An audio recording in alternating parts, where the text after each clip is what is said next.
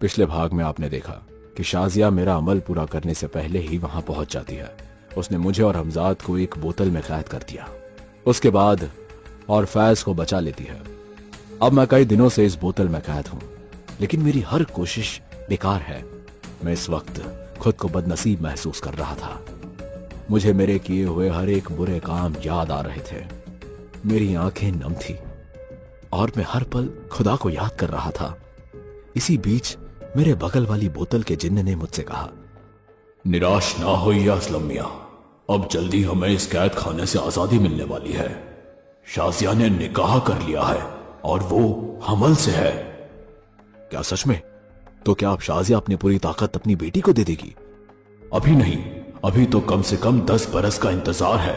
10 बरस बाद जब उसकी बेटी बड़ी होगी तभी वो सारी शक्ति अपनी बेटी को सौंपेगी। हमारे पास एक ही तरीका है। कैसा तरीका? जब शाजिया के पेट में पल रहा बच्चा 5 महीने का हो जाएगा तब हम शाजिया से छुटकारा पा सकते हैं। उस वक्त वो हम तीनों के सामने कमजोर पड़ जाएगी। हमें बस किसी तरह इस बोतल को नीचे गिराकर तोड़ना होगा। क्या तब तक कोई और रास्ता नहीं? नहीं, हमारे पास इसके अलावा और कोई रास्ता नहीं है। मेरे पास इंतजार करने के सिवा और कोई रास्ता नहीं था। जिस बोतल में एक दिन भी गुजारना मुश्किल था, उस बोतल में मुझे अब 10 साल बिताने थे। मुझे लगने लगा था कि शायद मैं अब कभी भी उस बोतल से बाहर नहीं निकल पाऊंगा। बहरहाल जैसे तैसे 5 महीने बीत गए, लेकिन शाजिया इस खंडर में वापस नहीं आई।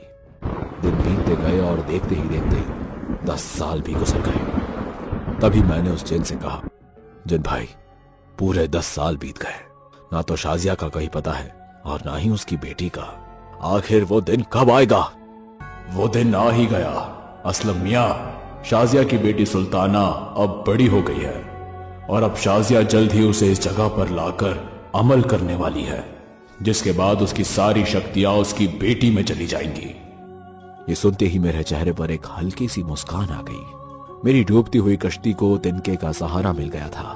मुझे ये तो नहीं पता था कि मैं इस बोतल से कब और कैसे आजाद होऊंगा, पर इतना जरूर समझ गया था कि मेरा मौका अब बहुत नजदीक है।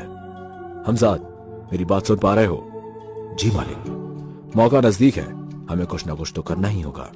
हाँ, जहां तक मेरा इल्म बता रहा है, शाजिया और उसकी बेटी आज रात ही यहां पर अमल पूरा करने आएंगी।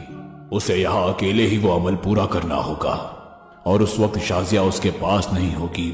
यही एक मौका है हमारी रिहाई का। लेकिन वो लड़की हमें आजाद क्यों करेगी? अब बस वही